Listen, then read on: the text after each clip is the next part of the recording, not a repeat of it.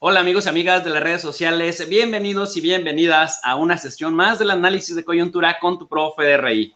Amigos y amigas, es viernes y el cuerpo lo sabe, es viernes de temas distintos, de temas diferentes, y hoy el canal de tu profe de RI se viste de gala porque tenemos a un gran invitado. Tenemos al periodista Roberto de la Madrid, al multipremiado periodista Roberto de la Madrid, y es para mí un honor y un privilegio tenerlo en casa. Roberto, muy buenas noches. Muchas gracias por aceptar la invitación, Roberto, de verdad.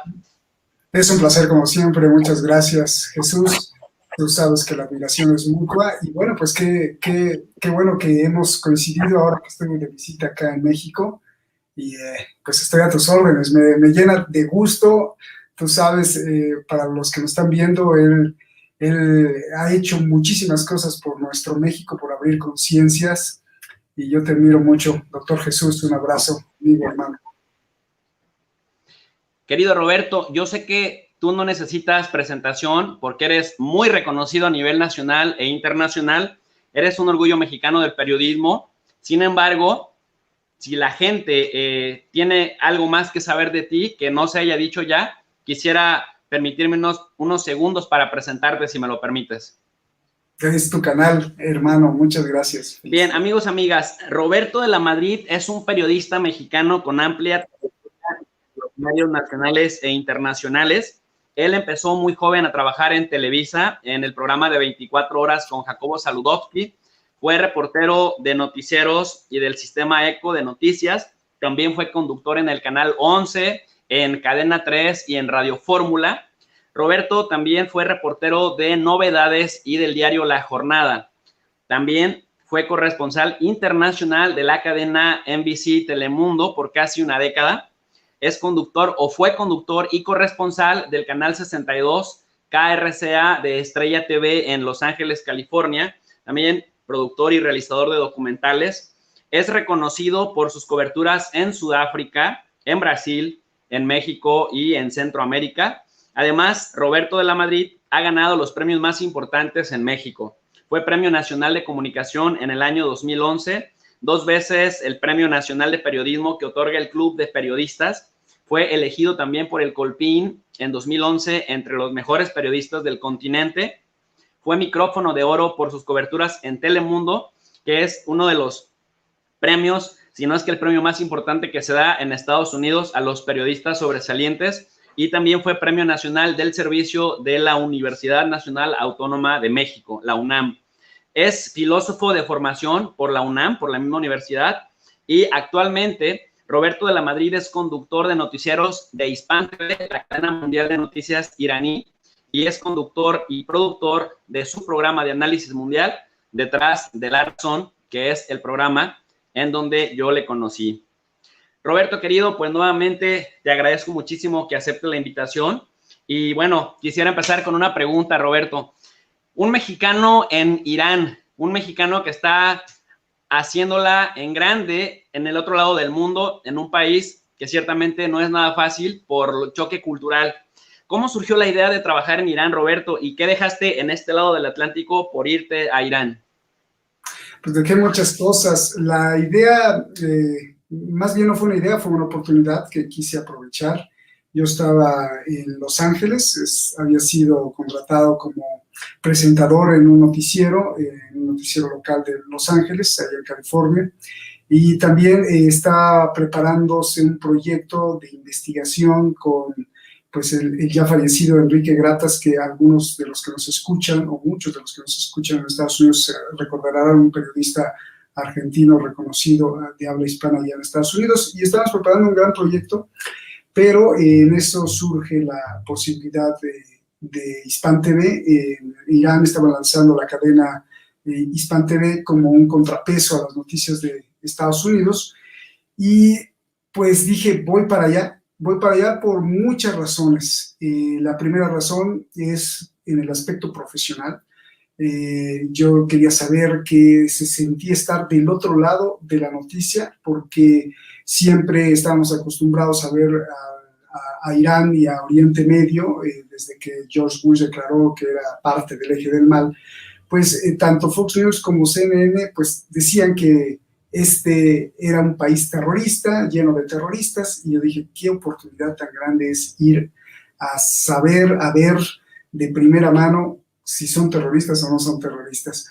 La segunda razón es porque, bueno, como tú lo dijiste, soy filósofo, me encanta a mí estar observando, estudiando, registrando todo el fenómeno humano, y vivir en Oriente Medio es verdaderamente algo alucinante, es algo hermoso, son muchas subdivisiones y subniveles para poder entender los discursos tanto políticos como musicales, como de comida, culinarios, como religiosos, es tan maravilloso. Y el tercer punto, pues quizá el motivo espiritual es verdaderamente importante en mi vida, porque finalmente me iba a confrontar pues con la soledad, me iba a confrontar con el Roberto que está viendo desde el otro lado del mundo su casa, su familia, su país, todo lo que nos han enseñado, cómo estructurar la comunicación desde un perfil occidental.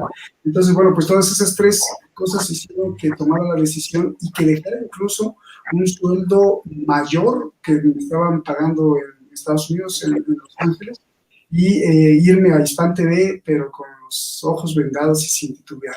Ese fue el principio, Jesús.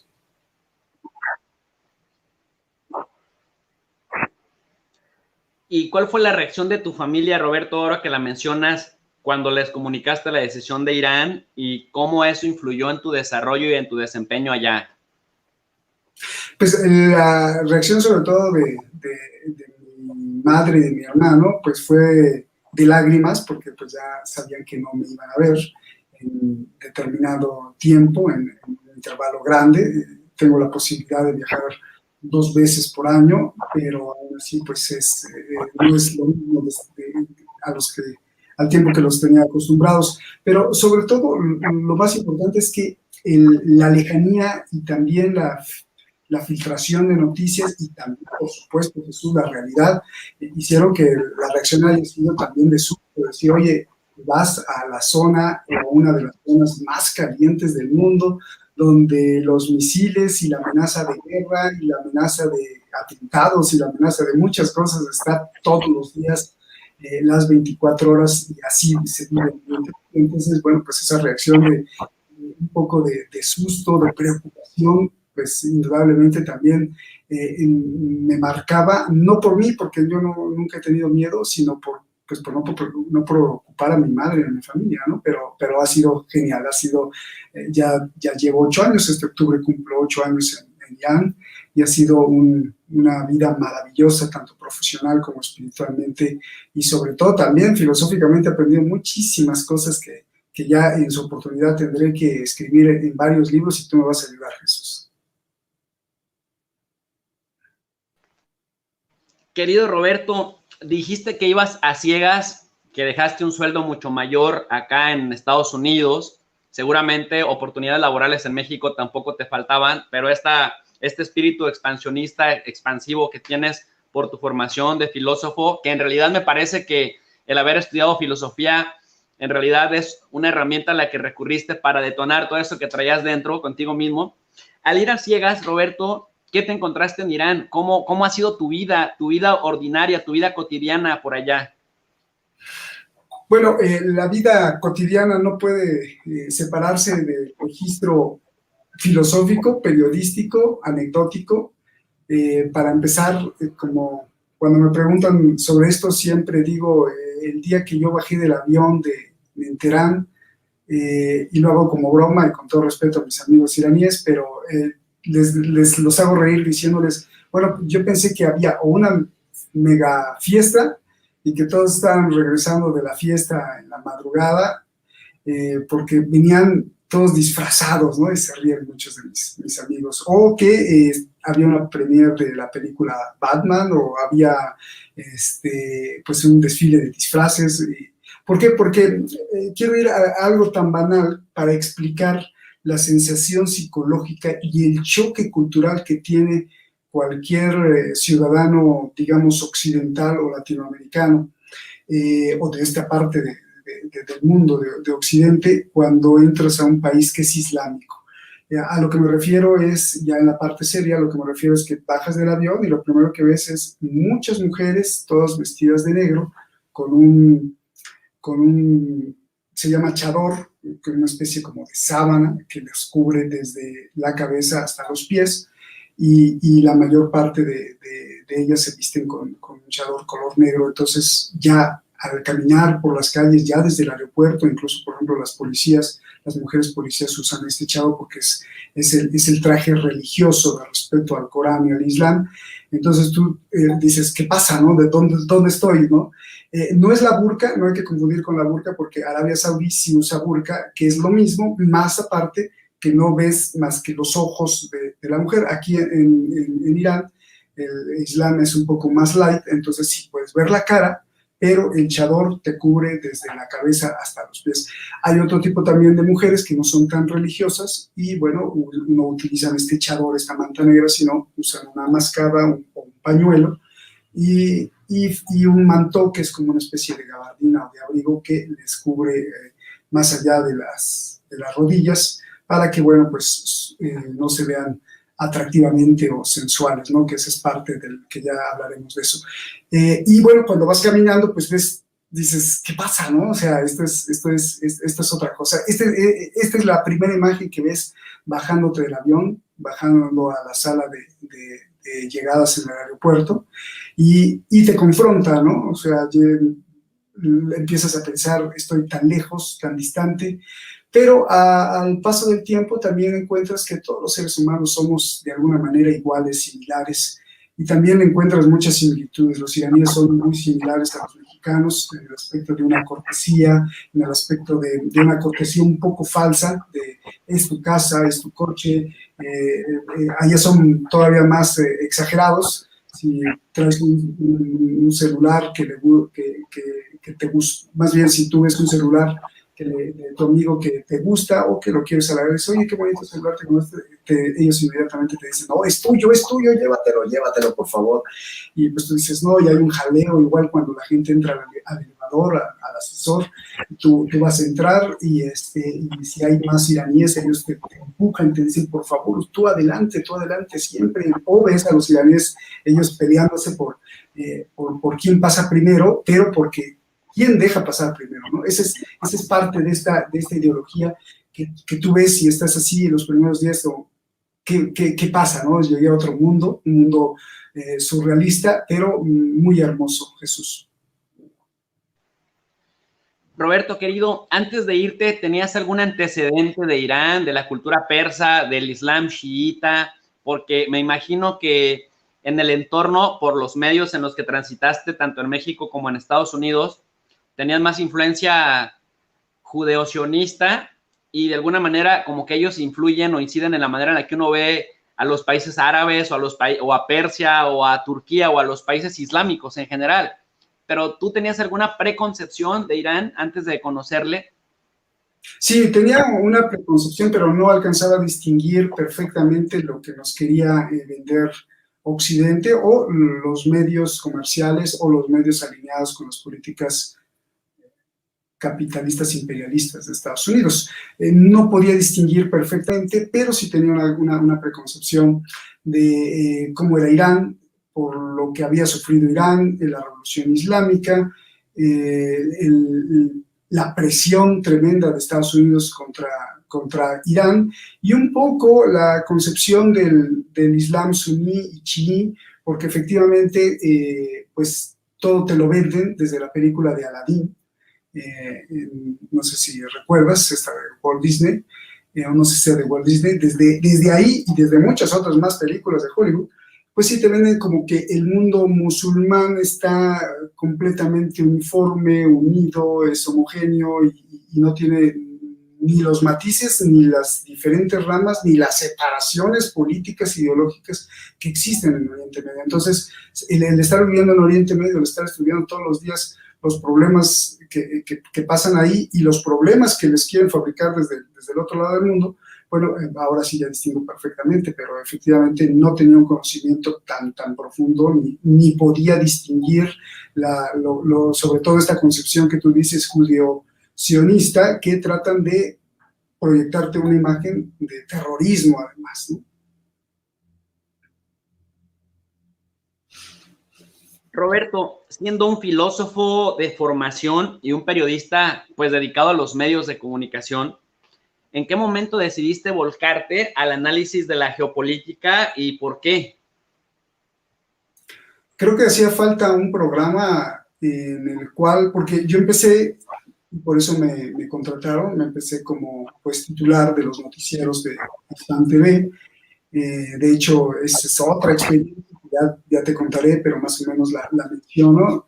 Llego y hay 200 personas, expertas, compañías, haciendo noticias en habla hispana cuando ellos no son nativos de habla hispana, tratando de proyectarle al mundo una versión, su versión, la versión oficial del gobierno iraní sobre cómo suceden las cosas en Irán y cómo comprenden las decisiones que toma la Casa Blanca.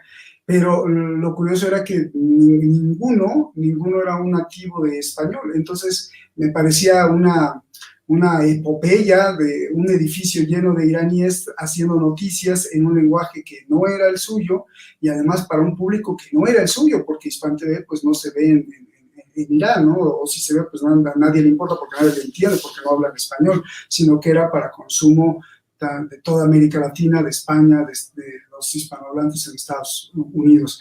Entonces, bueno, encuentro eso y me fascina porque además una de las primeras metas que me proponen es enseñarlos a hacer, enseñarles periodismo, porque ninguno había estudiado periodismo, enseñarles periodismo, luego enseñarles a hacer periodismo en televisión, porque tenemos una idea de periodismo escrito que es diferente al periodismo que se hace en radio o en televisión, y luego además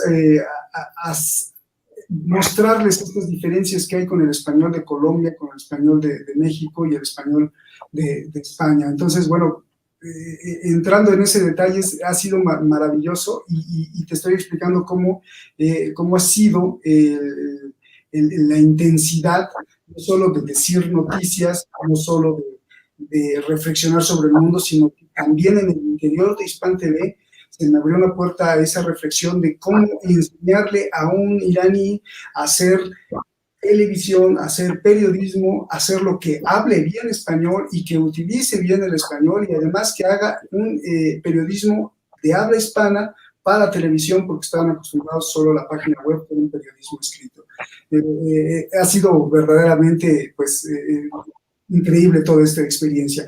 Y en ese primer año que yo estaba como titular de noticias y que estaba como asesor general del canal y que estaban enseñando, dando cursos a todos mis colegas iraníes, pues se me ocurrió que hacía falta, no en Hispan TV, sino en el mundo, un programa de análisis a fondo de todas las causas que están debajo de las noticias que vemos.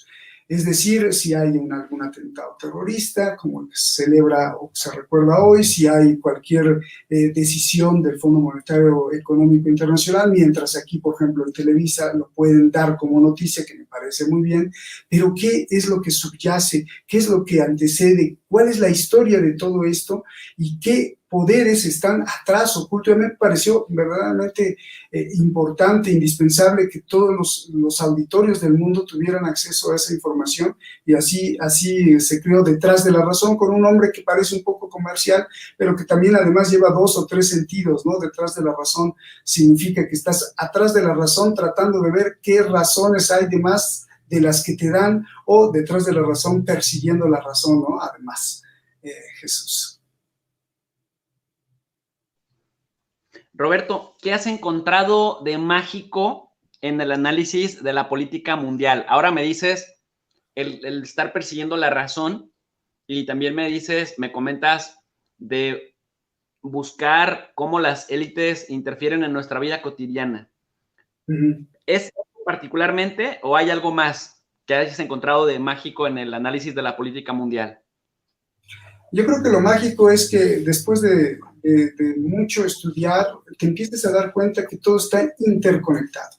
Absolutamente todo está interconectado, ya sea voluntaria o involuntariamente. Es decir, una decisión que se tome en Washington, una decisión que se tome en Teherán o en Moscú, forzosamente está interconectada en todo el mundo o entre ellas, ¿no? Ya sea voluntaria o involuntariamente. ¿Cómo es voluntaria o involuntariamente? Ya sea que la hayan planeado justamente para eso, o ya sea que por las decisiones que se toman y la correlación de fuerzas que se jalan entre sí o que se repelen, se necesitan todas para que puede existir este fenómeno de la geopolítica. Yo creo que eso es en parte mágico.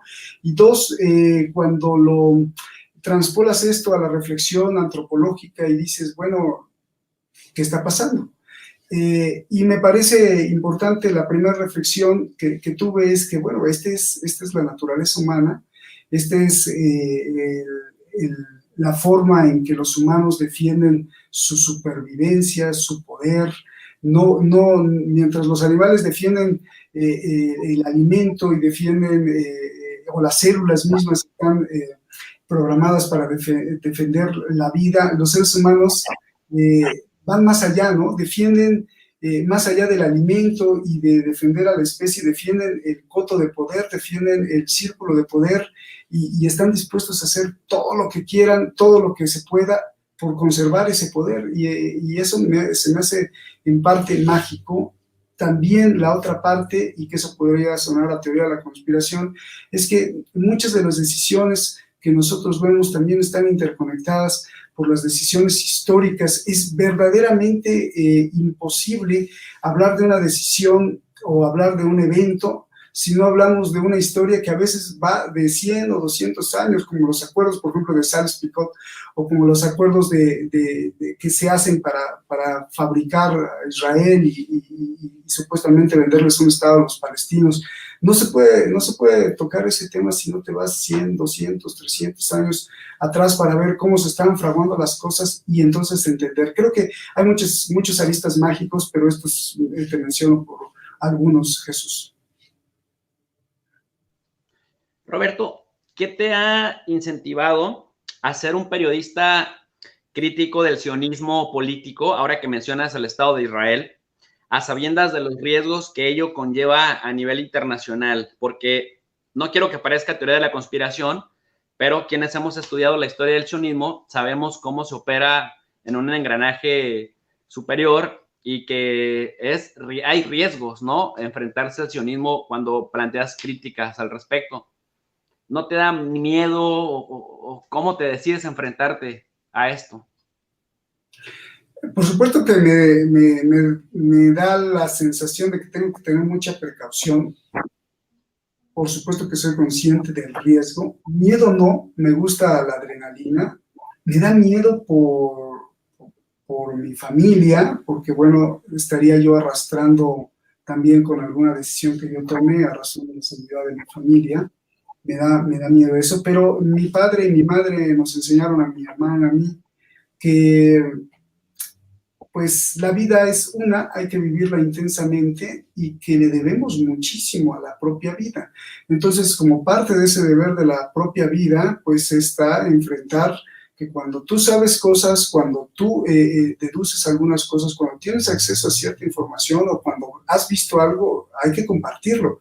Es parte de este precio que tienes en el vivir y que abrir o plantear por lo menos alguna hipótesis para que la conciencia humana se acrecente, no solo no me debe dar miedo, sino que es nuestra obligación, y eso le falta mucho a los periodistas, no solo de México, sino también del mundo, ¿no? Es nuestra obligación, Jesús, compartir, plantear y decir, hey, está pasando algo aquí y tenemos que ir hasta el fondo y tenemos que verlo, no solo yo, sino todos los que nos están escuchando. Es creo que obligación cuando estamos muy conscientes de que la vida es un gran milagro, la vida es un gran tesoro, y que le debemos muchísimo a las anteriores generaciones y que le debemos también muchísimo a las futuras generaciones. Entonces, vivir esto desde este punto que te lo digo, pues sí tengo miedo, pero se me quita el miedo, ¿no? Y insisto, no miedo a mi persona, sino miedo a las decisiones que pueda tomar y que puedan arrastrar también a mi familia.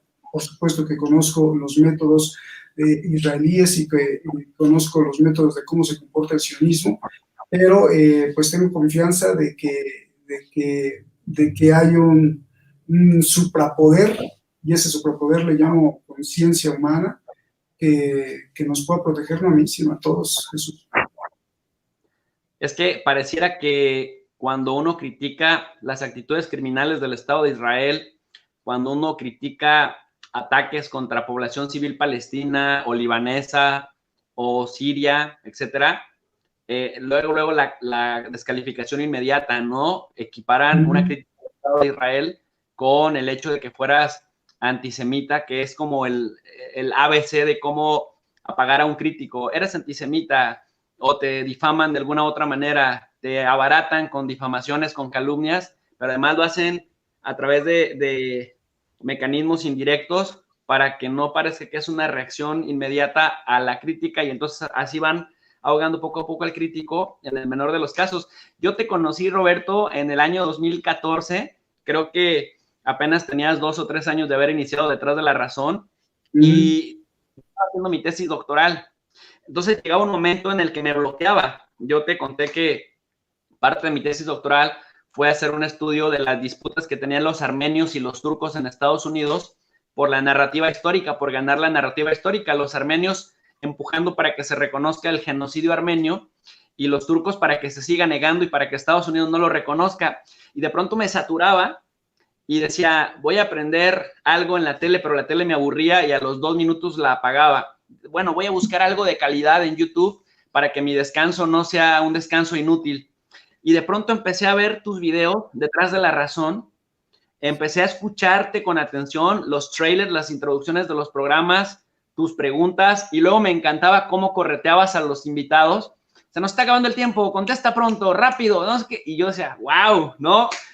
Empecé a ver que era un programa serio, con información bien documentada, y que además también tenías invitados de mucha calidad.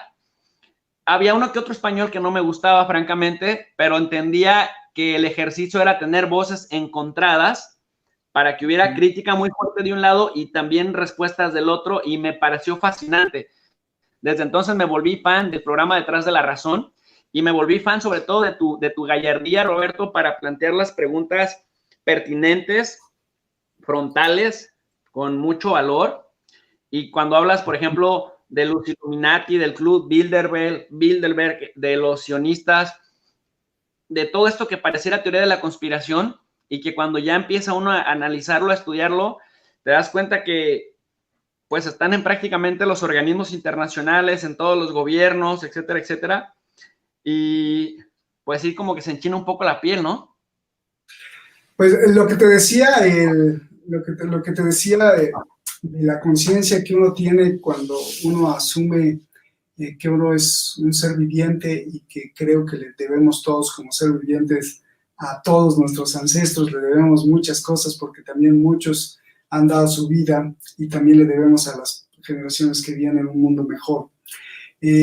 Pues se te acaba el miedo, pero por ejemplo cuando asesinaron o descuartizaron o despedazaron a Jamal Khashoggi, el periodista del Washington Post, el periodista saudí, pues por supuesto que sí, ¿no? O sea, si eso le hacen a un periodista protegido por el Washington Post, si eso le hacen a un periodista que además después ya vimos que es una especie de mensaje a Jeff Bezos, porque el teléfono de uno de los hombres más ricos del mundo se lo clonó el propio príncipe Bin Salman, el príncipe heredero de Arabia Saudí, pues es obvio que estamos en la mira, es obvio que estamos en la mira cuando lanzas tu canal de YouTube y te lo censuran, o es obvio que estamos en la mira cuando tienes tu cuenta de Twitter y te lo censuran, o cuando te censuran o te quitan videos o te mandan alertas en Instagram, o cuando tienes un ejército de bots insultándote a ti, a tu familia, maldiciéndote, pues es obvio que pero por supuesto que estamos en la mira, ¿no? Pero pues esta es parte de la transición humana, y que debemos de estar muy conscientes si queremos siempre estar como decía Heidegger, en estado de eyecto, de eyección, de expandir el potencial humano, la conciencia humana, pues debemos de ser conscientes y afrontar estos riesgos y me queda claro que este es mi papel y hasta la muerte, y no porque sea idealista o soñador, sino porque esto es lo que me toca hacer en la vida y lo tengo muy claro. Por supuesto que cuando vi que cuando mataron a Jamal Khashoggi, dije, se está acercando, ¿no? Y cuando me han censurado, esta es la séptima o la octava, ya perdí hasta las veces que nos han censurado los canales, tanto el mío como el de Span TV, pues me queda obviamente claro, ¿no? Pero seguimos con la confianza de que por lo menos no me van a callar, sino es que con la muerte, y lo que estoy diciendo es bastante fuerte, Jesús. Oye, Roberto, ¿y qué sientes cuando de pronto ya te acercas al 1,000,000 de suscriptores o rebasas el 1,000,000 de suscriptores? Yo me acuerdo que desde el año 2015, 2014, finales 2015, ya anunciabas que habías llegado a 1,000,000 de suscriptores en YouTube y de pronto dejé de ver una semana o dos y ya nomás eran miles. Eran cero, 300. ¿Cuánto? Sí, no, pues se siente horrible no por perder los suscriptores, porque sabemos que de alguna u otra forma pues la gente nos ve, pero se siente horrible porque finalmente pues es un trabajo no mío, sino del equipo, de mucha gente, son muchísimas horas de estar pensando, entonces, oye, qué bonito que ya tenemos un canal pues ya superó el 1,000,000 de suscriptores y de pronto así, sin avisar y sin mandarte un mensaje, oye, ¿qué pasó con él? Ya no estamos, desaparecimos, ¿no? Desaparecimos y pues tenemos que lanzar un nuevo canal en donde digas 0 suscriptores, 1 suscriptor, 2 suscriptores, 3 suscriptores. No me importa porque esto también se ha vuelto un arma sociopsicológica de parte de las redes sociales para manejar al mundo. La manita, el like, los suscriptores, pues bueno, suena así como que el dulce, ¿no? Suena como cuando a la ardilla o a la rata o al conejo le dan la zanahoria, se lo quitan, me parece un reforzamiento de un laboratorio psicológico. Desde ese punto de vista, bueno, de verdad que no me importa perder los suscriptores, lo que me importa que nos enfadaba mucho era que toda esta trayectoria que habíamos logrado para llegar a mucha gente, para no despertar conciencias, para plantear hipótesis para que la gente pueda tener otras visiones, pues bueno, la derrumba YouTube o la derrumba las redes sociales, la derrumba Twitter, pues claro, sí sientes feo, pero también, como Quijote, pues dices, bueno, es que estamos haciendo las cosas bien y no le gusta a la gente que nosotros hablemos, ¿no? Entonces, pues es también un premio, fíjate que es un premio. ¿Cuántas veces te han quitado el canal? Bueno, pues es como un premio, porque quiere decir que estás poniendo un dedo en donde pues, no le gusta al sistema, ¿no? Y eso es hermoso, eso es hermoso. Qué bueno que me lo preguntaste, porque ahora además lo veo muy hermoso, porque si no, pues cómo nos reconocería, ¿no? O sea, con insultos y todo esto, esta es una parte que hay que pasar, pero lo veo y lo transmuto en una forma de agradecimiento. Se los agradezco porque entonces nos ha hecho más fuertes, no a mí ni al equipo, sino también a los seguidores, al auditorio, al público, que entonces dice, oye, desaparecieron detrás de La Razón y me llueven mensajes, ¿dónde te veo? Espérense, déjenme abrir otro canal. Y eso los refuerza.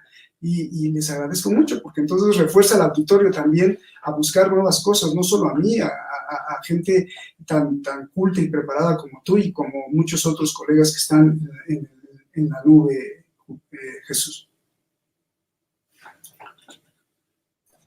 Roberto, ¿solo se transmite Detrás de la Razón y la cadena Hispan TV solamente está en YouTube o sí aparecen en la televisión en algunos países? Mira, al principio Hispan TV gastaba y pagaba miles de dólares por estar en HD en todas las televisiones del mundo. Esto, ¿cómo se hacía? Bueno, pues se pagaban los diferentes satélites comerciales de la televisión como Hotbird, Eutelsat, Telsat y una infinidad de satélites que reproducen los canales mundiales, ¿no? Pero bueno, el ejemplo en el cual yo lo vi más de cerca fue que en España pues empezaron a clausurar o a bajar del satélite la señal de Hispan TV precisamente por un lobby sionista. Bueno, esa es la información que tengo de parte de los directivos de programación de Hispan TV, y así nos empezaron a bajar de diferentes satélites, ¿no? Seguimos ahora, creo que en el Hotbird todavía, y muchos países sí logran bajar la señal es gratuita, por vía satélite, después la reproducen en las empresas cableras, pero el auditorio más importante sin duda son las redes sociales, Facebook. Ahora estamos ahí, como pusiste, en Roku, en una plataforma nueva, se ve en streaming desde la página web de Hispan TV, y seguimos transmitiendo en las diferentes cuentas, un fenómeno hermosísimo, Jesús, y que quiero agradecerle a todo el auditorio siempre, que en estos últimos 2 años, cada vez, porque ya era como cada mes que nos quitaban la página de YouTube, el público entonces empezó a hacer una decena de canales detrás de La Razón con mi nombre, y yo no, en lugar de enojarme, al revés, les aplaudía, porque se creó un fenómeno de que todos los programas los bajaban y los volvían a subir con el nombre de Detrás de la Razón, o con el nombre mío, Detrás de la Razón, Roberto de la Madrid, para proteger, como si fuera una biblioteca, para que no se quemaran los libros. Qué hermosa analogía, Jesús. Y entonces la gente, no sé de dónde, si de México, de Venezuela, de Argentina, de Estados Unidos, subía un canal. Tengo un amigo, Ali López, es un niño de 11 años que me sigue desde el estado de Washington, en Estados Unidos, y que también él hacía canales Detrás de la Razón y los subía para proteger todos los testimonios y todos los programas de lo que hemos hecho y estamos haciendo para informar al mundo. Y esto es algo, pues, emocionante, ¿no? Porque este fenómeno que nunca se me imaginó, pues YouTube nos bajaba, pero había 20 o 30 seguidores que volvían a subir el canal porque ya tenían los videos abajo y lo volvían a poner con el nombre. Yo creo que se cansó YouTube y dijo, bueno, ya no censuramos a este cuate, y ya nos dejaron un poquito en paz, pero de pronto sí, todos los días me llega una alerta al teléfono de que he violado no sé qué cosa, de que he violado no sé cuál otra cosa. Bueno, pero ya, por lo menos ya no nos apagan el canal. Pero esto que te digo es verdaderamente increíble, como para un análisis profundo de la psicología de las redes, de cómo los internautas defienden los productos que les gustan. Jesús. Yo mismo fui ya víctima en 2 ocasiones en programas en los que he participado, los que me has hecho el favor de invitar a Detrás de la Razón. Ya van 2 programas que bajan y que después los apelas y te los regresan. Les quitan un poco el ritmo de las visualizaciones, pero ahí están otra vez después de la apelación. Roberto, ¿cuáles han sido los 3 momentos profesionales más satisfactorios de tu vida? ¿Hablas en Hispan TV o en toda la vida? Sí, de toda la vida, desde que estabas en Cadena 3, en Radio Fórmula, en Televisa, en Telemundo o en Estrella TV, o ahora que estás en Hispan TV ocupando un lugar estelarísimo. Pues mira, recuerdo un momento muy, muy bonito, independientemente o lejos de la política. Estaba como reportero de Televisa y me lancé en una inundación en Chimalhuacán. Se había inundado todas estas colonias que sufren de muchas inundaciones, y en aquel tiempo era verdaderamente trágico porque subía 1 o 2 metros, tapaba las casas. Llegué a la zona limítrofe ahí con el lago de Texcoco, con la cámara y con mi camarógrafo, un camarógrafo muy bueno en Televisa, y empezamos a ver, ¿no? La gente ahí, pues sacando agua de sus casas, flotando en lanchas, y una tragedia verdaderamente, los juguetitos de la gente, de los niños flotando, los refrigeradores, todo echado a perder, todo el patrimonio de muchas familias en un minuto por no tener un sistema adecuado, no ellos, sino porque el gobierno no les dio un sistema adecuado, y porque toda la infraestructura de desagüe pues estaba mal, y será un problema para analizar después, pero pues en 1 minuto, en 2 minutos pierdes todo, y nosotros llegamos como a las 3 de la mañana. Y de pronto me encuentro a alguien que está ahí paliando y sacando el lodo y el agua, y era el presidente municipal. Me pareció pues muy bonito, ¿no? Porque dije, bueno, pues usted no está en su palacio municipal ahí coordinando, sino que él está aquí en el lodo sacando. Entonces le hice un reportaje muy bonito.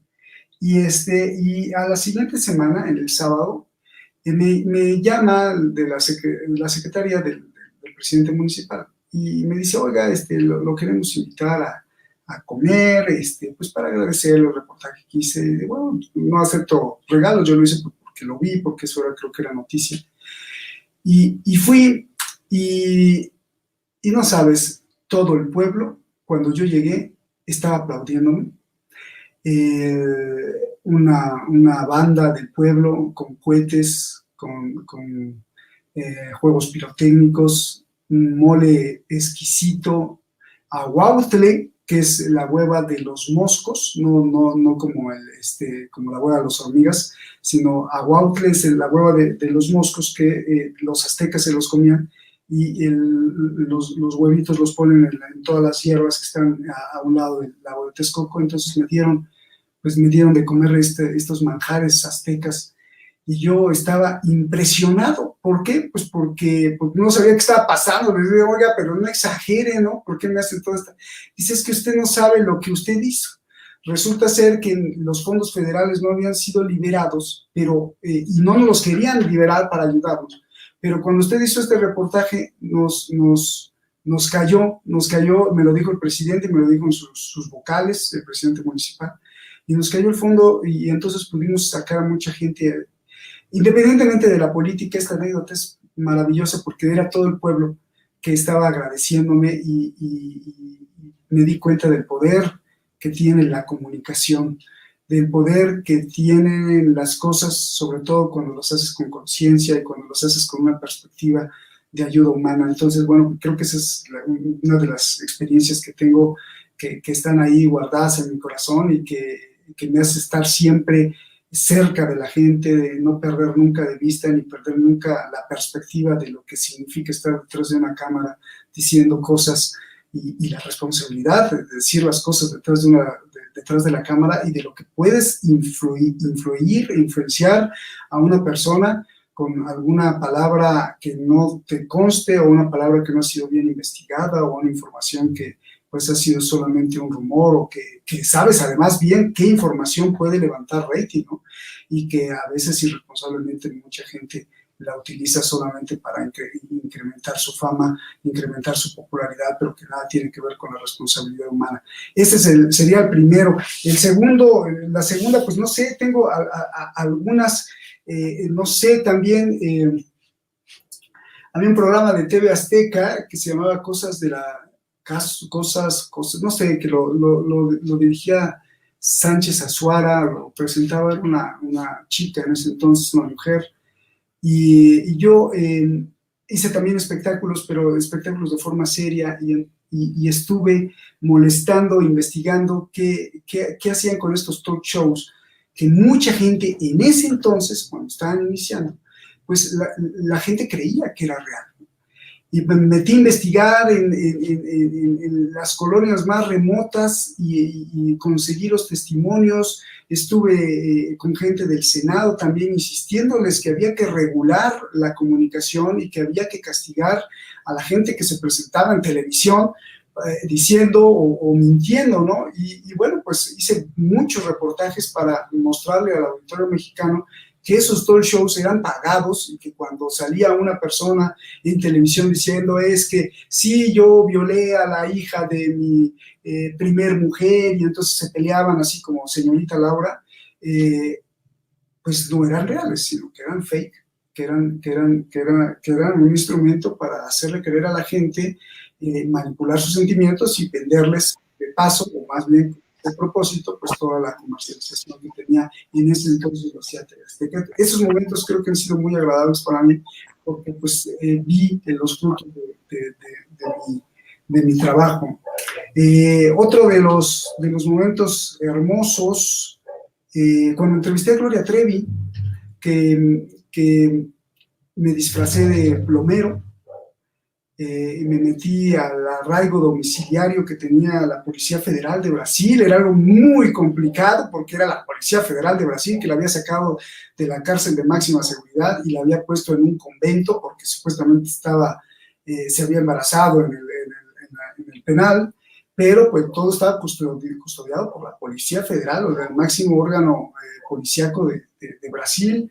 Y bueno, no se enteraron cómo me metí, me vestí de plomero, me hice ahí amigo de los familiares, me metí cargando una lavadora, pero adentro de los pantalones llevaba todo, cámara y micrófono, y hice la entrevista a Gloria Trevi, y no por las cuestiones del espectáculo, sino por las cuestiones que implican tanto política como profesionalmente a nivel periodístico, porque me hablaba de la corrupción, por ejemplo, en el gobierno de Chihuahua, me hablaba y no por defender a Gloria Trevi para nada, sino que el caso de Gloria Trevi, desde ahí vi todo esto que te decía y la pregunta que tú me hiciste al principio, todo está interconectado, los espectáculos, Amado Carrillo, el diamante que le regaló el Señor de los Cielos a Gloria Trevi, los problemas que tenía con el gobernador de Chihuahua, y todo estaba relacionado con un caso que la gente solo veía, así, corrupción y violación de mujeres de estas 3 personas que estaban en Brasil. Pero había muchas otras cosas que estaban detrás. Esa es otra de las experiencias. Y sin duda, en Irán, pues he pasado por grandes experiencias, como la cobertura cuando ganó Donald Trump. Me aventé hablando frente a la cámara, sin pararme del estudio, sin pararme del escritorio, una cobertura completa de más de 15 horas sin pararme, ni siquiera al baño. Y creo que a pesar de estar tan lejos, manejamos una serie de corresponsales en Estados Unidos y una información tan clara, tan objetiva, que me da gusto mencionar esa cobertura de más de 15 horas cuando ganó las elecciones Donald Trump. Me parece que también es uno de los logros muy importantes, ¿no? Uno de las experiencias también bonitas, bueno, pues los premios el Premio Nacional de Comunicación que gané aquí en el 2011 fue gracias a que hice una serie de reportajes desde Guatemala hasta México denunciando un contubernio con los Zetas, la Policía Federal Mexicana y el gobierno del expresidente Felipe Calderón, y fui documentando cómo en algunos pueblos, pues, los migrantes eran asesinados solo con el fin psicológico de darles terror a los que quedaban vivos y así pues hacerlos que se integraran a las filas de los Zetas, por ejemplo, en un pueblito que se llamaba Aguas Blancas, en el cual nadie, hasta que yo me metí, ningún periodista se había metido. Uno de Reuters creo que me alcanzó, pero después ya no sé si se pudo meter, pero en ese entonces yo fui el primero en reportar eso y me gané el premio junto con mi camarógrafo de comunicación, el Premio Nacional de Comunicación de México. Una experiencia muy satisfactoria, porque después de eso y después de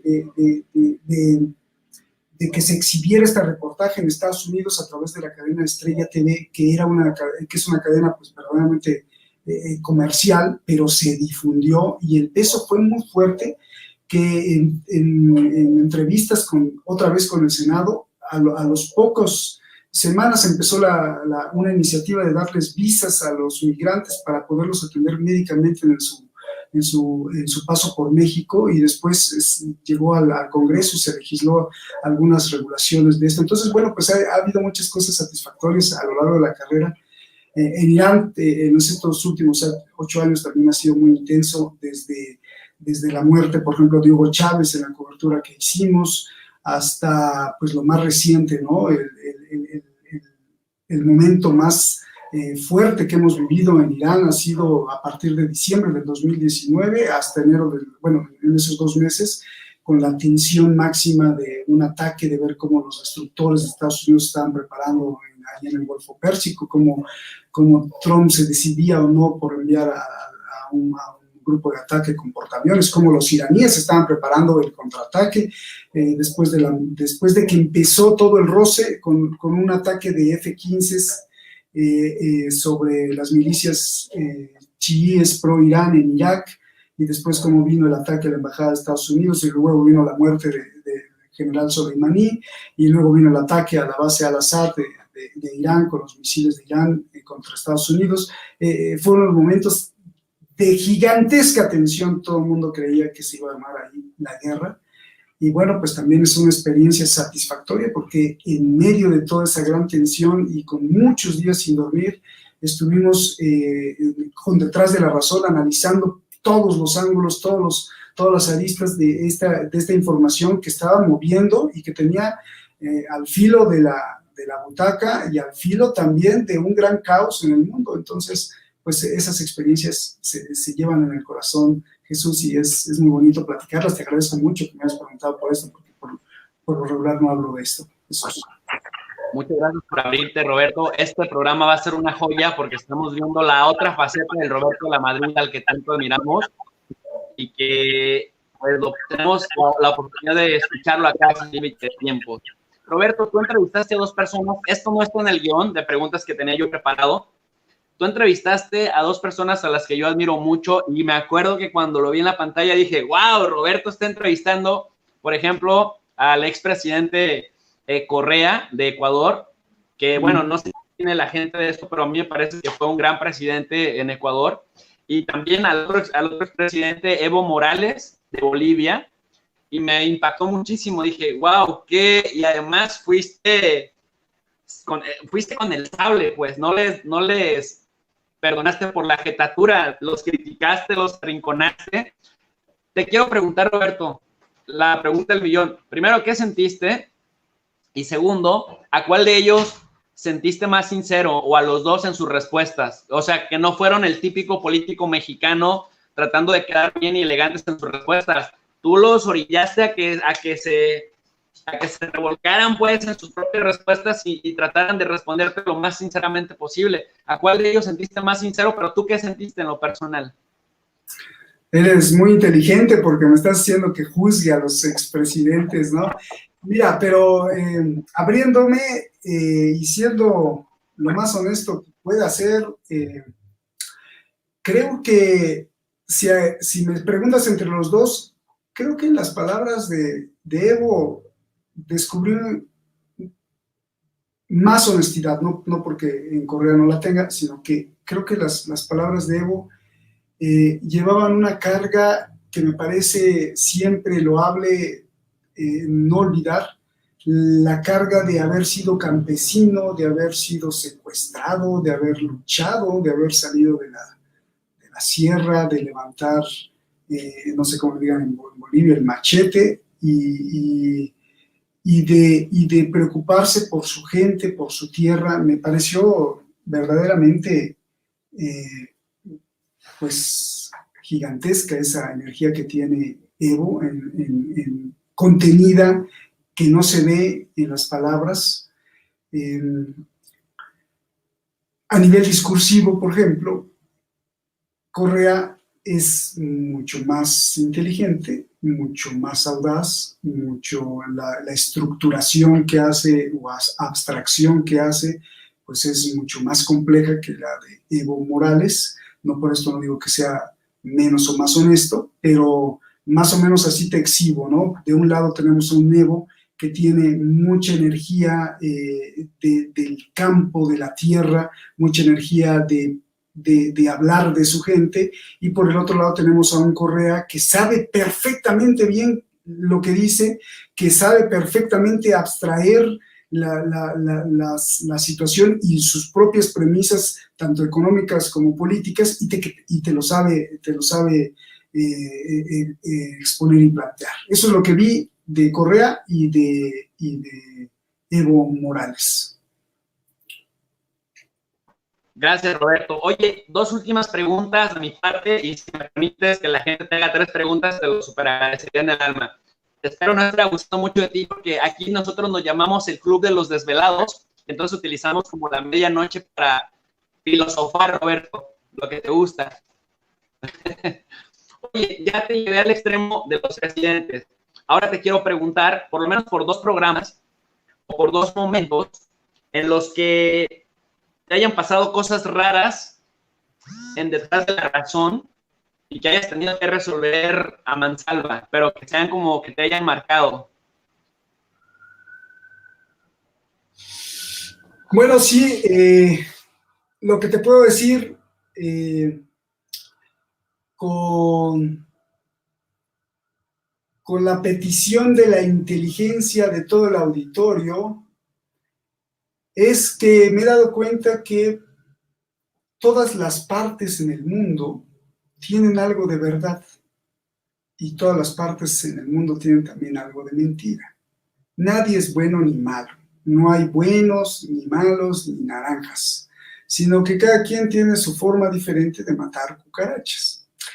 Y lo digo así, tan banal, porque por eso dije, quiero apelar a la inteligencia del auditorio y lograr que capten el primer mensaje. Sin duda, más adelante estoy pensando en tener una independencia propia. Hoy soy muy consciente de que finalmente el gobierno de Irán es el que me marca la pauta y me paga y gracias a ellos hemos tenido una libertad total, total para hablar de todos los temas geopolíticos, obviamente una libertad total para hablar del extranjero, de todo lo que es extranjero para Irán y efectivamente estoy muy contento y muy agradecido con ellos porque, bueno, pues porque he tenido el respaldo para hablar de Rajoy cuando era presidente del gobierno español o de Peña Nieto o de Obama o de Donald Trump o de cualquier presidente del mundo o de cualquier gobierno en el mundo.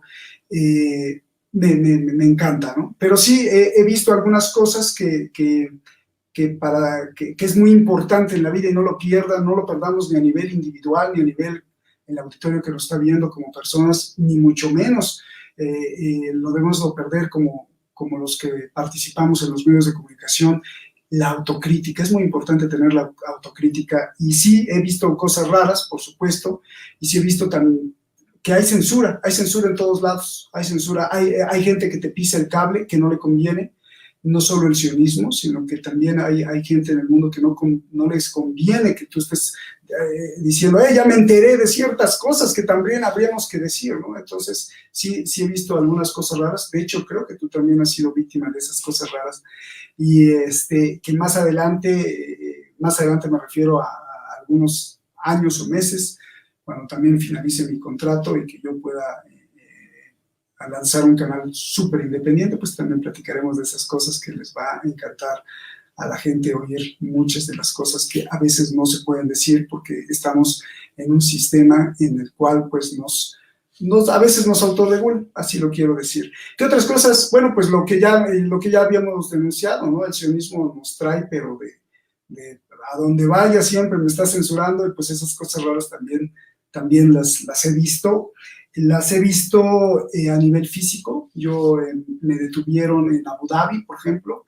La policía de Estados Unidos me detuvo en Emiratos Árabes Unidos, en Abu Dhabi. Iba a recoger justamente un premio a Miami y la policía de Estados Unidos me detuvo en Abu Dhabi. Y la primera pregunta que yo me hice es, dije, oigan, pero este no es su país, ¿no? O sea, porque pues, Abu Dhabi es la capital de Emiratos Árabes Unidos.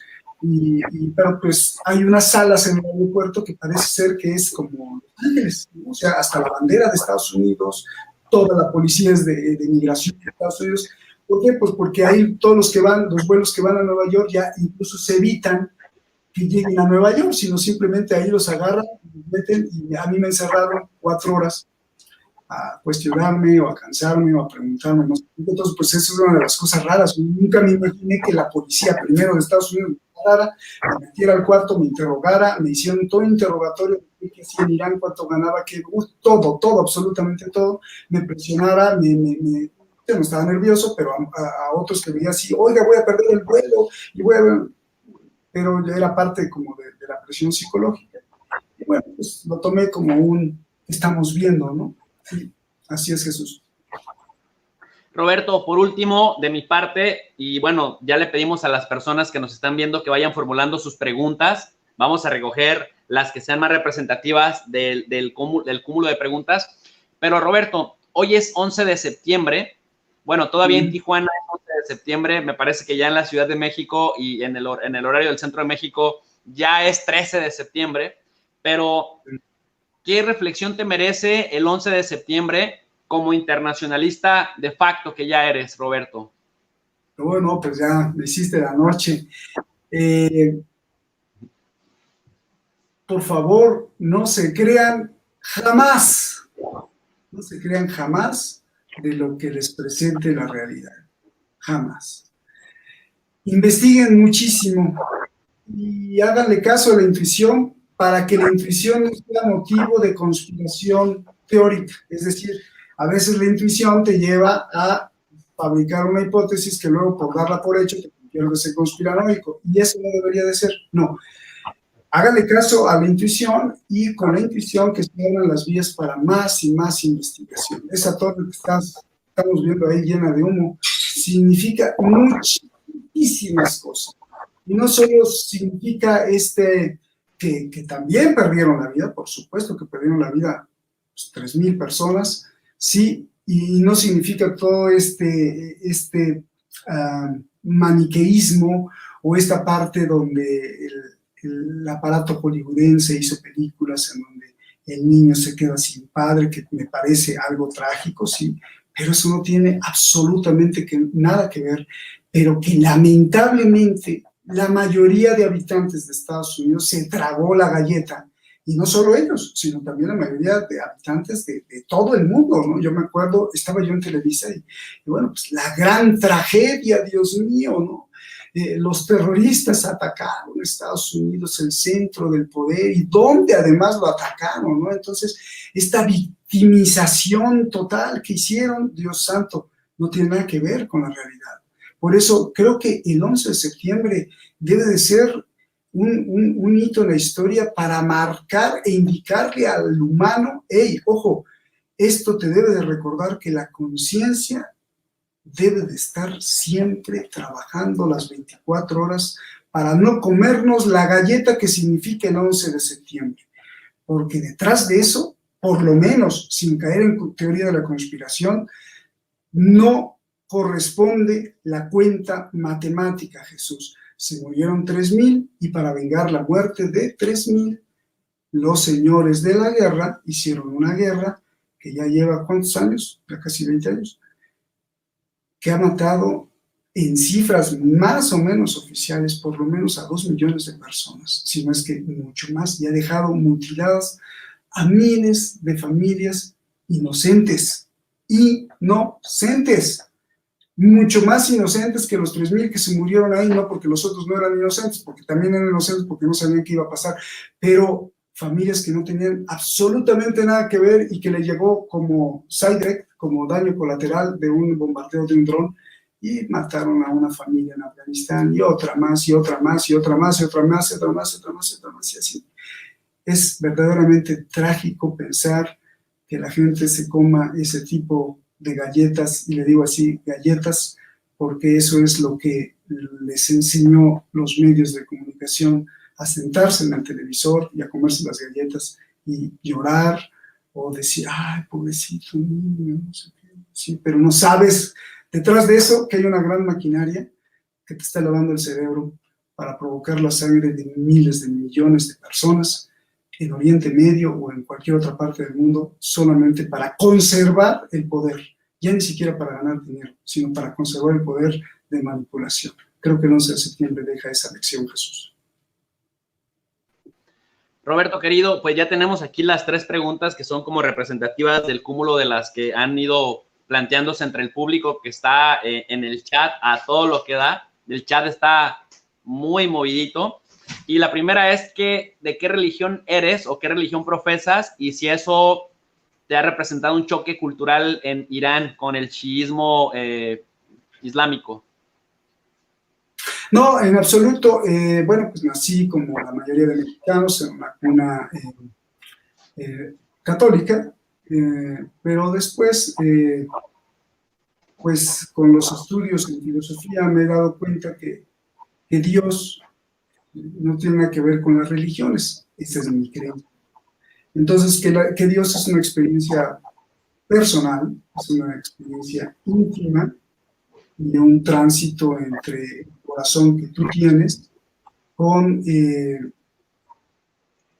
la energía suprema que mueve las cosas en el universo. Y que a través del tiempo, pues los humanos le han podido llamar de diferente manera.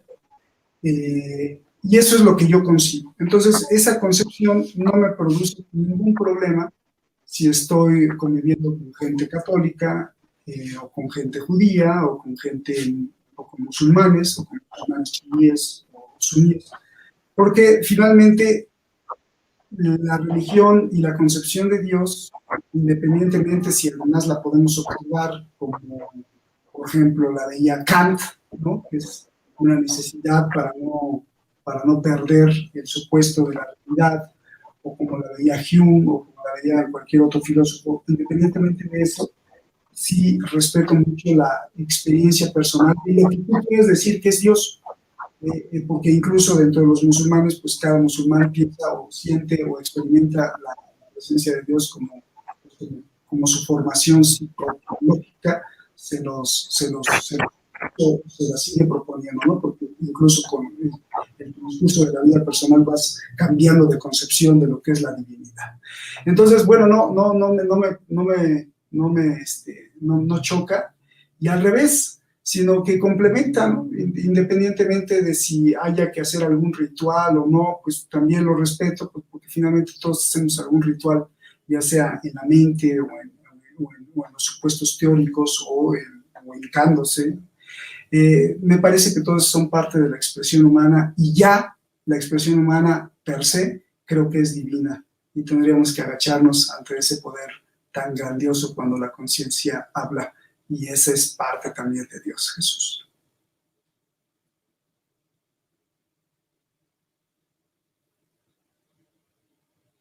Profundo como siempre, honesto como siempre. Respuesta. Dos preguntas más que en realidad podrían ser parte de la misma. Pregunta Josefina Martínez y pregunta Alicia López. ¿Cómo ves la situación global en este momento y qué podemos esperar a mediano plazo? ¿Qué le espera a nuestro México? Y dice Alicia López que qué opinión te merece lo que está pasando en Perú, Colombia y en Argentina. Me imagino que con el tema de las policías y bueno, pues hasta el tema del contexto de la pandemia. Bien, creo que el mundo está en una situación muy delicada, pero me gustaría hacer una reflexión sobre esto. He escuchado a mucha gente muy pesimista. He escuchado también a mucha gente muy alarmada, llena de pánico. He escuchado a mucha gente también profesional muy preocupada. He escuchado a otras personas que también, pues, el fin del mundo se acerca. Nunca el ser humano había estado tan sumido en tantos problemas. Nunca, la palabra nunca había pasado. Todo esto, de alguna forma es similar y tiene perspectivas similares, ya sea desde el campo profesional, desde el campo analítico, desde el campo popular. Permea un promedio de este tipo de percepción de lo que está sucediendo en el mundo. Y justamente ahora que venía hacia México me quedé pensando y dije, pero no, los seres humanos somos muy apanicables, ¿no? Somos muy, si se vale, apanicable. Somos muy asustadizos. Y si nosotros, por eso decía al principio, hay que echar siempre mano de la historia. Y si nosotros nos ponemos a estudiar y a rescatar todas las escenas más importantes de la historia universal, pues es que entonces siempre hemos estado así. Siempre hemos estado así. Con una pandemia que ha matado, pues ni siquiera 1 millón de personas, pues, pone tú que no, 5 millones de personas, 10 millones de personas. No tiene nada que ver, por ejemplo, con una de las pandemias de principios del siglo XX que mató a 1/4 de población del mundo, ¿no? Entonces, si estuviéramos ahí, también podríamos decir, el fin del mundo se está acercando, ¿no? Y si nos vamos a otro evento en donde no teníamos medios de comunicación, pero lo que teníamos en inmediatez era ver que el fin del mundo perfectamente estaba cerca. Creo que en los diferentes estadios del ser humano se repite esta misma preocupación. Estamos cerca del fin del mundo, nunca nos había pasado tantas cosas. No, es que es parte de esto de ser humano, es parte de lo mismo. Y eso no habría que perderlo de vista desde esta reflexión. Ya seguramente tendrá muchos contrastes con con la parte que no es antropológica, sino con la parte del estudio de las sociedades o de las relaciones internacionales o de la sociología, pero el ser humano desde hace 7,000, 8,000 o 9,000 años, digamos 6,000 años de historia escrita, pues siempre ha vivido en esta tensión de que las cosas que se están o que están pasando o que están ocurriendo pueden ser tan horribles que nos indiquen el fin del mundo, que nos indiquen un estadio donde el ser humano está sufriendo demasiado y estamos en... Pero esto siempre ha pasado, siempre ha pasado. Entonces, bueno, quería terminar con esta reflexión para decir, sí, están pasando cosas terribles, horribles, como las matanzas en Colombia. Por supuesto que es terrible, pero en lugar de verla desde esa perspectiva de como nunca había pasado, mejor no perder de vista que somos seres humanos que estamos en constantes ciclos y que tenemos una responsabilidad en este punto en donde el tiempo se detuvo e hizo ser lo que Jesús es, o lo que Juana es, o lo que Héctor es en este momento. Porque los otros también lo hicieron, sea malo o bueno, pero nosotros tenemos la obligación de actuar y no de quedarnos cruzados de brazos. Esa sería la reflexión y más o menos la explicación de lo que le está aconteciendo el día de hoy al mundo, que sí es un momento muy delicado, pero que tenemos muchas cosas por hacer. Jesús. Roberto, para cerrar, ¿cómo ves a México y cómo ves a los mexicanos? En este viaje, porque yo vine en octubre pasado, los veo muy amables, ¿no? No sé por qué, ya alguien me explicará, pero en estos 20 días que he estado aquí, toda la gente es muy amable. ¿Será que los mexicanos tenemos una hospitalidad diferente, no única? Porque tengo amigos colombianos que argentinos, muchísimo, pero los veo muy amables, me gusta. Puede ser también parte de la pandemia, que los hayan metido a sus casas. Veo también un México con diferentes sectores. Efectivamente hay gente que apoya mucho a López Obrador, pero también los que no lo apoyan también lo quieren matar, ¿no? Me parece que el pueblo tendría que trabajar mucho más antes de criticar a cualquier gobierno. Me parece que el pueblo tendría que trabajar mucho más en su familia, en su persona, y antes de criticar, sea a cualquiera, verse en los zapatos de la otra persona. Y ya estoy cayendo en un terreno a lo mejor cursi, pero creo que es muy importante para poder avanzar, porque si no, entonces la crítica no tiene nada que ver con la construcción de un nuevo México, de una nueva sociedad, sino simplemente es como chismes de lavadero y nada más para satisfacer parte de tu psique que se ve empañada en sus deseos ante un sistema económico débil, y no, lo que deberíamos de hacer es, ok, vamos a criticar, sí, pero nosotros, ¿qué es lo que hacemos, no? ¿Y tú qué haces? ¿Tú qué haces para mejorar ese México? Cuando veo que sigues con esas mañas de corrupción, por ejemplo, cuando veo que sigues mintiéndole a tu familia o a ver en qué tranza quieres poner tu fe para poder tener dinero. Si no cambiamos ese modelo que no es económico, sino que cambiamos ese modelo espiritual de lo que nos metieron como progreso, no vamos a poder cambiar jamás el modelo económico, y entonces no vamos a poder jamás cambiar el modelo de la corrupción, cuando las partes extranjeras, por ejemplo este imperialismo que ha sido atroz por tenerlo de vecino, viene y le paga a un político y le dice mejor quédate callado, aprueba esta licitación o aprueba que nos robemos tu petróleo. Pues obviamente si no ha cambiado el modelo espiritual de ese político, pues entonces dice, bueno, pues si no lo hago yo, vendrá otro y se lo robará.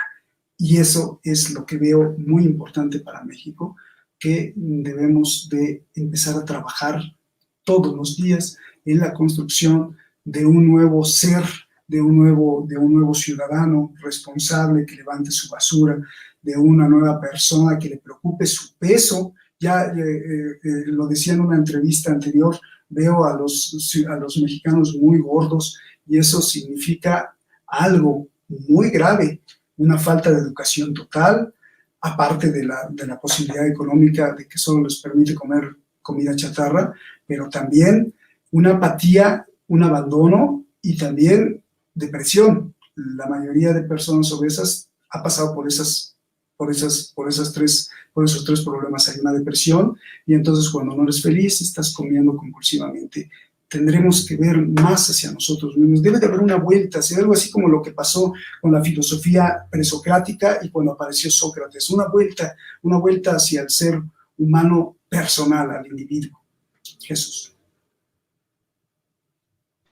Roberto, querido, Premio Nacional de Periodismo, Micrófono de Oro, Premio Nacional de Comunicación, multipremiado, orgullo de México como periodista, pero sobre todo gran ser humano. Muchísimas gracias por contribuir a enriquecer este canal, que es un canal humilde que solo pretende reproducir un ambiente universitario, facilitarle herramientas de conocimiento a la gente, que la acerquen al conocimiento en un lenguaje sencillo, honesto, porque no soy objetivo, eso siempre lo digo, pero trato de dar lo mejor que tengo. Y Roberto, gracias por tu amistad y gracias también por hacer realidad uno de mis sueños, que era tenerte en el canal como invitado, compartiendo tu filosofía, compartiendo tu visión de las cosas con la gente del canal de Tu Profe de RI. Y bueno, pues ahora se conectaron personas de Perú, de Venezuela, de Colombia, de toda América Latina para escucharte, y agradezco muchísimo todo este tiempo, casi 1 hora y media, que nos has brindado con toda la honestidad que te caracteriza, Roberto. Muchas gracias por aceptar la invitación. Gracias a ti, te agradezco mucho, te mando un gran abrazo, sabes que tienes toda mi admiración, todo mi respeto, eres hermano, gracias amigo, gracias por haberme escogido, yo soy el que estoy feliz y que me has enseñado mucho. Gracias, Jesús. Gracias a todos ustedes siempre. Y pues bueno, como siempre lo digo en Detrás de la Razón, no somos nosotros, son ustedes. No porque el motivo de este programa sea ustedes, sino porque ustedes nos alimentan con la energía de la reflexión. Gracias, Jesús, nuevamente.